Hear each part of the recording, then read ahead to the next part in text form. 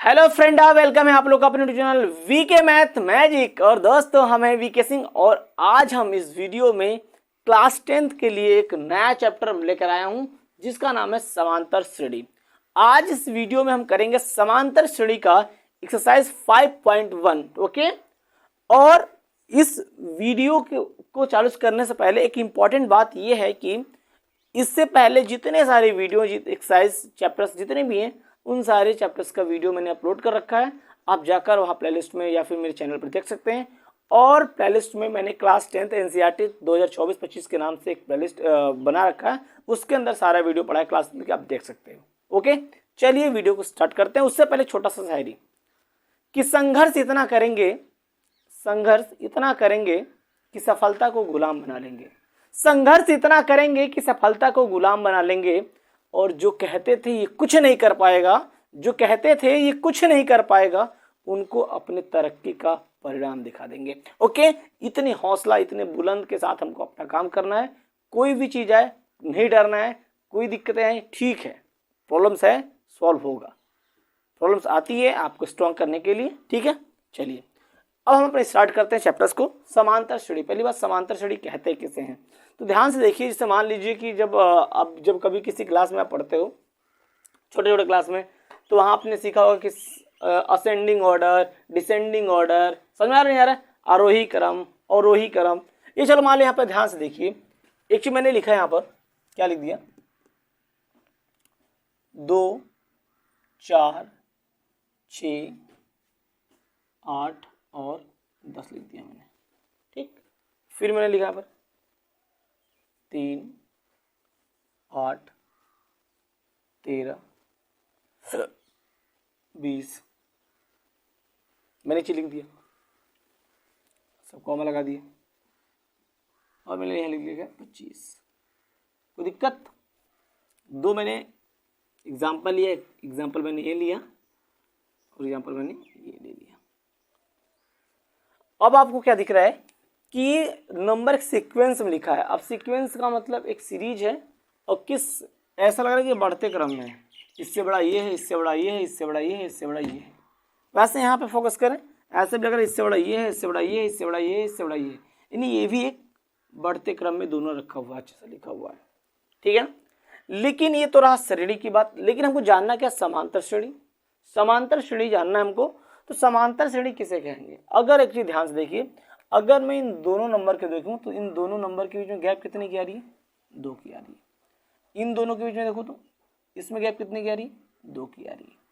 इसमें देखें, इसमें गैप कितनी की आ रही है, 2 की आ रही है। इसमें भी नंबर कितने की गैप कितने की आ रही है, 2 की आ रही है, ठीक है ना। अच्छा, इसमें देखिए, इसमें गैप कितने की आ रही है, 5 की आ रही है। इतने में कितनी गैप, 5 की यहाँ पर भी आ रही है, यहाँ पर 7 का, फिर यहाँ पर 5 का। अब एक चीज दोनों को ऑब्जर्व करिए।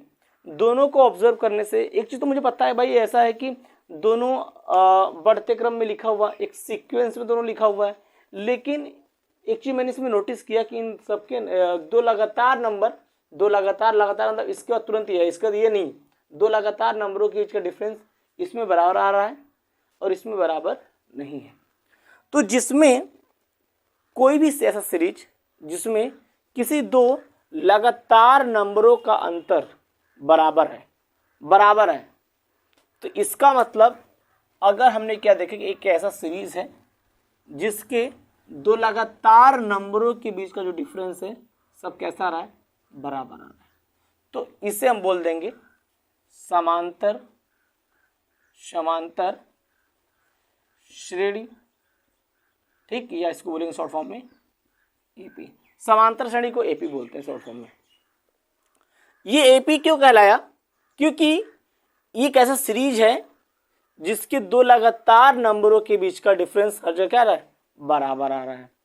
यहां पर फोकस करिए, यहां फोकस करेंगे तो यहां पे क्या हो रहा है कि इस सीरीज में क्या हो रहा है कि कुछ नंबर बराबर लेकिन नंबर बराबर नहीं है। मतलब क्या हुआ कि इसके अंतर्गत प्रत्येक 2 लगातार नंबरों के बीच का कॉमन डिफरेंस या फिर बोल सकते हैं अंतर समान नहीं है। अगर ये समान नहीं है तो इसका मतलब ये जो सीरीज लिखा हुआ है, जो ये श्रेणी लिखा हुआ है, ये श्रेणी आपका एपी नहीं कहलाएगा, आपका एपी ये नहीं है। समझ में आ रहा बात कर, और ये हमारा एपी है। तो समझ में आ गया होगा समांतर श्रेणी किसे कहते हैं? ऐसा श्रेणी जिसमें किन्हीं दो लगातार पदों का अंतर समान आ रहा हो उसे हम बोलेंगे समांतर श्रेणी।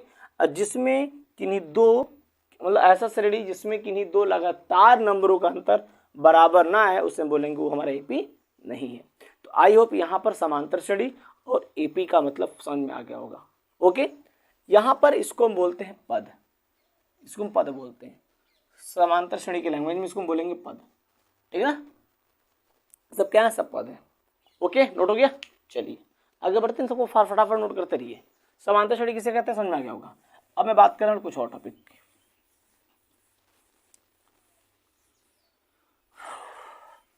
समांतर श्रेणी होगी, आगे कुछ बात करते हैं। अब मैं बात करने वाला यहाँ पर क्या, समांतर श्रेणी के प्रकार, यानी कि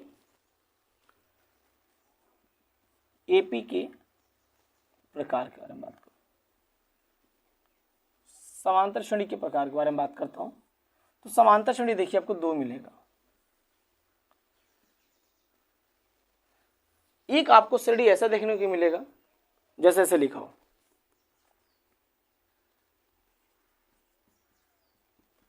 एक आपको ऐसे लिखने को मिलेगा,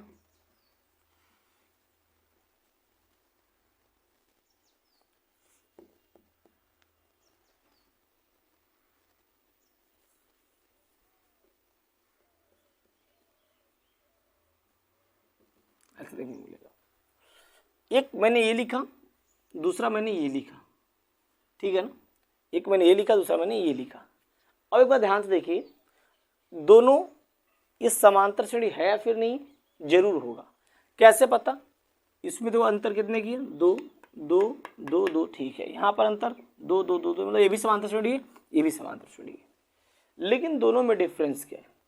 अगर मैं आपसे पूछूं कि मुझे बताइए कि जो मैंने पहला एग्जाम्पल लिख रखा है इसमें कुल कितने पद है, मैंने बताया ना कि इसको हमेशा पद गिनेंगे, इसको पद गिनेंगे समांतर श्रेणी के लैंग्वेज में। तो इसमें कितना पद है? तो अब कहूँगा सर 1, सर 2, 3, 4, 5, सर इसमें सर 5 पद है। लेकिन आपसे पूछूं बताइए इसमें कितने पद हैं? तो आप 1, 2, 3, 4, 5, सर आगे तो सर समझ में नहीं आ रहा है। मतलब क्या हुआ कि ये श्रेणी आगे तक चलता चला गया है, और कहाँ तक गया है उसकी कोई लिमिटेशन नहीं है।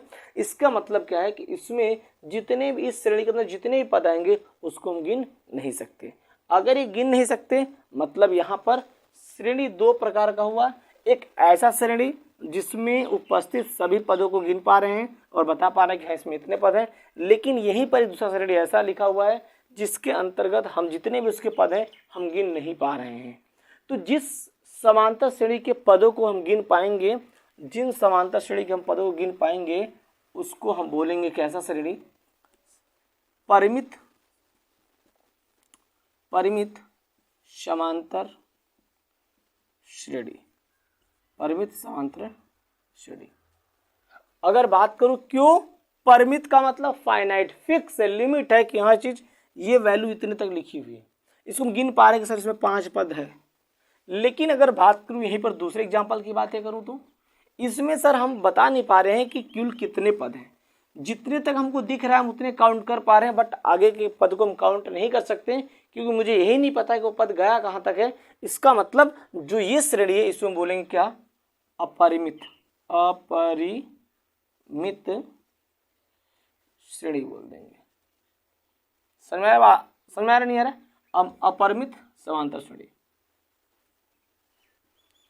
समांतर श्रेणी।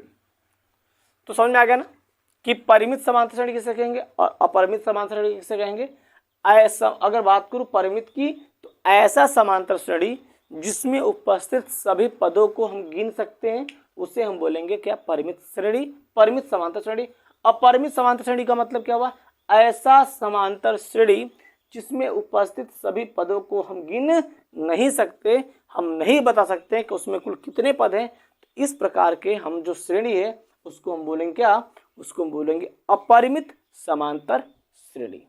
यहां तक बात समझ में समांतर श्रेणी के प्रकार, ठीक है। इसको नोट करिए, बढ़ते हैं आगे।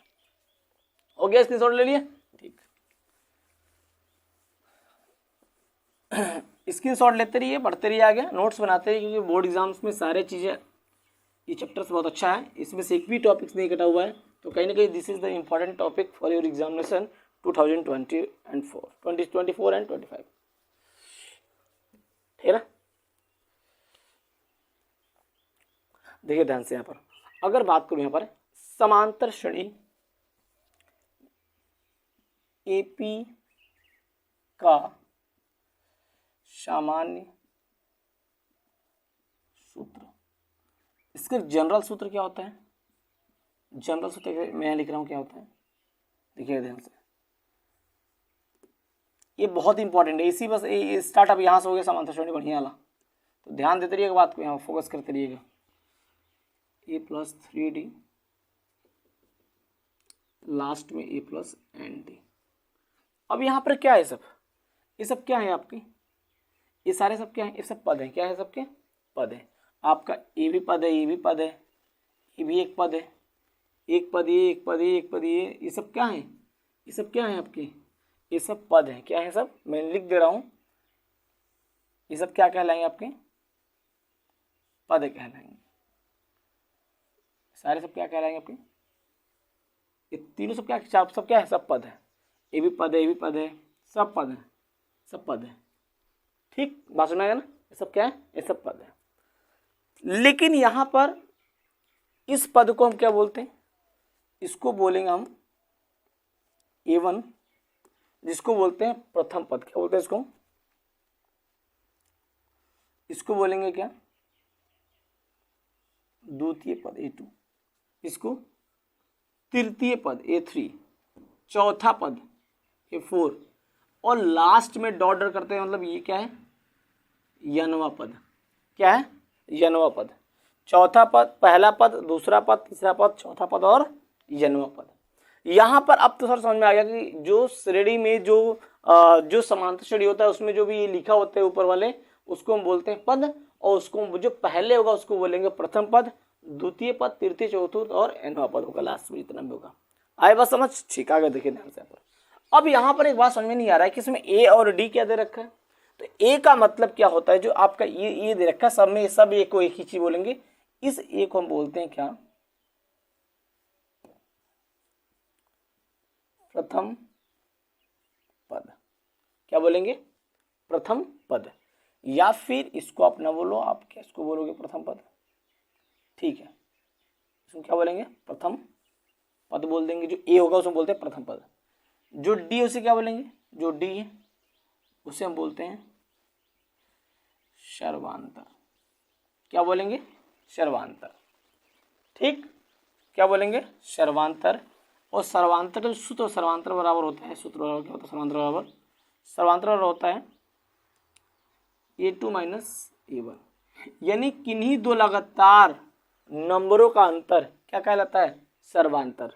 आप चाहे A2 माइनस A1 करो, या ये अगर ये दो लगातार लेते हो तो इसमें A3 माइनस A2 करोगे, ये लेते हो तो इसमें A4 माइनस A3 कर दोगे। अगर आगे बात करता हूँ तो जो दो लगातार नंबर आप ले रहे हो, तो जो बाद वाला आएगा उसमें से पहले वाले को क्या कर देना है, माइनस कर देना है। तो यहाँ पर आपको समझ में आ गया होगा कि दो प्रथम पद का मतलब आप इसको लिखो, आप फिर इस ए को लिखो, या फिर आप इसको लिखो, बात क्या है, ठीक है। प्रथम पद को हमेशा हम ए से लिखेंगे, आई बात समझ, हमेशा से लिखेंगे, ए से लिखेंगे प्रथम पद को, और सर्वांतर को हमेशा किससे लिखेंगे, डी से लिखेंगे। इस बात को आप बिल्कुल दिमाग में बैठा लो, ये सब चीजें हैं क्या, ये चीज इंपॉर्टेंट बातें, आई होप समझ में आ गया होगी बातें। अब एक बार ध्यान से देखिए, यहाँ पर देखिए, मैं एक चीज शॉर्ट ट्रिक से बताने जा रहा हूँ चीज, इसको ऑब्जर्व करिएगा बड़ा ध्यान से बात। यहाँ देखिए A1 था तो यहाँ केवल ए लिखा है, A2 था तो A प्लस डी लिखा हुआ है, A3 था तो A प्लस 2D लिखा हुआ है, A4 है A प्लस 3D लिखा हुआ है। एक मिनट,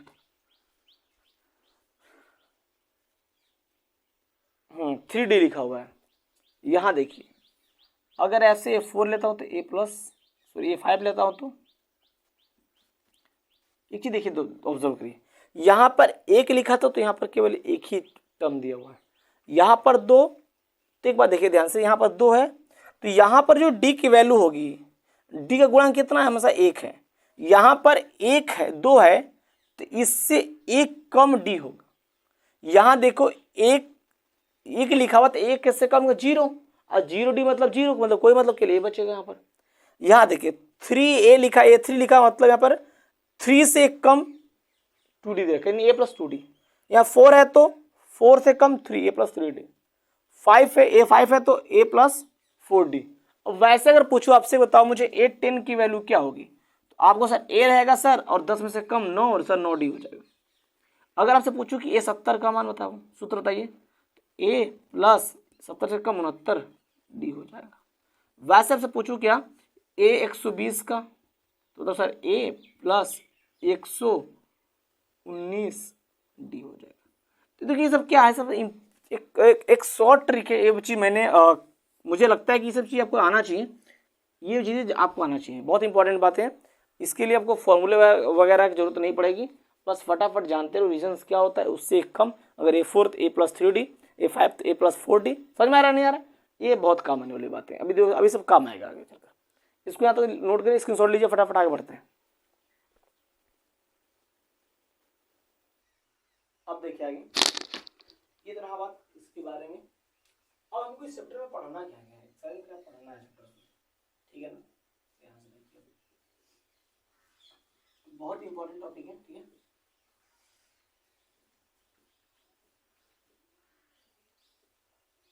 कि तोड़ना है यार पिंजरा, मेरी उड़ान अभी बाकी है। कि तोड़ना है यार पिंजरा, मेरी उड़ान अभी बाकी है। मंजिलें जमी भर नहीं, आसमान अभी बाकी है। लहरों का थमना नहीं समुंदर की बेबसी, लहरों का थमना नहीं समुंदर की बेबसी। इस चैप्टर में क्या क्या पढ़ना है, पहला चैप्टर को क्या पढ़ना होगा, पहले कुछ समस्या एक लिखा होगा, समस्या लिखा होगा, उसको हमको समांतर श्रेणी बनाना होगा। तो पहली बात हमको क्या क्या पढ़ना है इसके अंदर, कि समांतर श्रेणी में, समांतर, सॉरी यार डालो एपी यार थोड़ा। पहली बात क्या पढ़ेंगे, एपी बनाना। हम एपी बनाना सीखेंगे, इसके अंदर कैसे एपी बनाएंगे। दूसरी बात क्या पढ़ेंगे हम लोग, ए तथा डी कैसे ज्ञात करते हैं, इसको पढ़ना है हमको। फिर अगली बात को, तीसरी क्या पढ़ना है हमको, तीसरा हमको ये करना है, एपी को चेक यानी जांच करना है कि हमारा एपी है या फिर नहीं है। इन तीनों बात को हम पढ़ेंगे एक्सरसाइज 5.1 के अंतर्गत पढ़ेंगे। फिर चौथा नंबर बात आता है एनवा पद कैसे ज्ञात करते हैं, एनवा पद कैसे, अब इसका मैं बात करता हूँ, एनवा पद कैसे ज्ञात करेंगे, ये बात करने वाले हैं, ये बात पढ़ेंगे। फिर इसको हम पढ़ेंगे क्या, एनवा पदों का योगफल, योगफल कैसे ज्ञात करेंगे, इन सब के बारे में पढ़ना है। इसको पढ़ेंगे हम एक्सरसाइज 5.2 के अंतर्गत, इसको हम पढ़ेंगे एक्सरसाइज 5.3 के अंतर्गत। इन 3 एक्सरसाइज में हमको इन टॉपिकों के बारे में अच्छे से पढ़ाई करना है। तो चलिए पहली बात करूँ, एपी बनाना, तो हम बता दिए आपको कैसे बनाएंगे एपी। यहाँ पर एडी बता दिया था आपको, जांच वगैरह करना, कॉमन डिफरेंस में आएगा तो जांच हो जाएगा, ठीक है। ध्यान से देखिए, चलिए मैं बात करता हूँ सबसे पहले कि कैसे कैसे हम ए और डी को ज्ञात करना, तो आ ही जाएगा। ए कैसे निकालेंगे, डी कैसे निकालेंगे, ठीक है ना। आगे बात करते हैं, अब ध्यान से हम बात करेंगे एनवा पद, एनवा पद। चलिए एक टॉपिक के बारे में हम बात करेंगे डिटेल्स में। पहला बात कि एपी कैसे बनाएंगे, एपी बनाना, इसके अंदर हम एपी बनाना कैसे सीखेंगे। एपी बनाना कैसे सीखेंगे, मान लो कि यदि आपको क्या दिया होगा, यदि आपको ए दे दिया होगा और डी दे दिया होगा, मान लो ए बराबर दिया इसने कितना 2, डी बराबर दिया 3, कह रहे एपी निकालो। एपी कैसे बनाएंगे, तो ध्यान से, तो पहले हम ए1 टर्म निकालेंगे, हमको ए का वैल्यू पता है, हमको ए बराबर होता है, तो यहाँ हो गया 2 हो गया। ए2 कैसे निकालेंगे, ए प्लस डी हो गया, हमको पता है कि ए का मान 2 होता है, डी का मान 3 होता है, देखेंगे तो 5 आ जाएगा। ए3 का मान कैसे निकालेंगे, तो भैया ए प्लस 2d, ए का मान दिया है कितना 2, 3, 2 गुणे 3 कितना, 2 प्लस 6 8 हो गया। ठीक, ये सब बातें होगी। अब ध्यान से देखिए, अगर इससे AP कैसे बनेगा, A1 A2 A3 dot dot हमने इतना निकाल दिया। A1 का मान 2 दिया है, A2 का मान 5 दिया और A3 का मान 8 दिया है। ये क्या बन गया आपका, ये बन गया आपका AB बन गया। इस प्रकार हम AP बना लेंगे। ठीक, अगली बात होगी, आप ध्यान से देखिए कैसे हम निकालेंगे A और D का मान। दूसरी बात क्या थी हमारी, A तथा D का मान ज्ञात करना। कैसे ज्ञात करेंगे A और D का मान, तो ध्यान से देखिए, मान लो कि कोई AP दिया हुआ है 4 10 16 22 26 22 28 ऐसा कुछ दे दिया है, AP दे दिया है, ठीक है ना। अब हमको A और D निकालना, तो वो पता है कि जो A होता है हमेशा वो, इसको हम बोलेंगे, ध्यान से देखिए, ये हमारा A1 है, A2 है, A3, ये सब क्या है, पद है ना, पहला पद, दूसरा पद, तीसरा पद, चौथा पद, पांचवा पद दे देंगे, सिर्फ 5 ही पद केवल दिया हुआ है। तुमको पता है कि A का जो मान होता है, प्रथम पद इसको बोलते हैं A, प्रथम पद होता है A1 के बराबर, तो A का मान क्या हो जाएगा 4, हो गया, प्रथम पद निकल गया। अब D सर्वांतर मैंने बताया था, D का मान क्या होता है कि कोई दो लगातार पद को घटा दो, चाहे इसको A2 - A1 कर लो, या A3 - A2 कर लो, या A4 - A3 कर लो, या A5 - A4 कर लो। चलो हम कर लेते हैं फटाफट, A2 - A1 करते हैं। A2 का मान 10 4 कितना गया 6। तो इस प्रकार हम AP से A और D का मान ज्ञात कर लेंगे। हो गया बात। चलिए आगे बात करते हैं, तीसरे नंबर बात करते हैं, फटाफट देखते रहिए। तीसरा नंबर मेरा बात क्या था, जांच करना कि हमारा AP है या फिर नहीं है। AP का जांच करना, कैसे चेक करेंगे हमारा AP है फिर नहीं है। ध्यान से देखिए, मैंने लिखा यहां पर,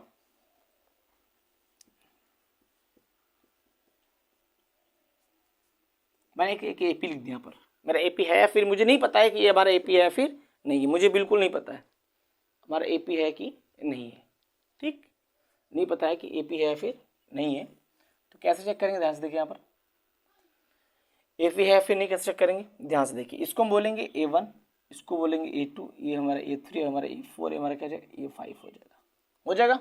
अब यहाँ से ध्यान से देखिए, हमको क्या करना हो, पहले A2 - A1 निकालना होगा। कितना आएगा A2 - A1, A2 का मान 7, A1 का मान 3, कितना आ गया 4 आ गया। अब ध्यान से देखिए, A3 - A2, A3 का मान दिया है 11, 7 4 11।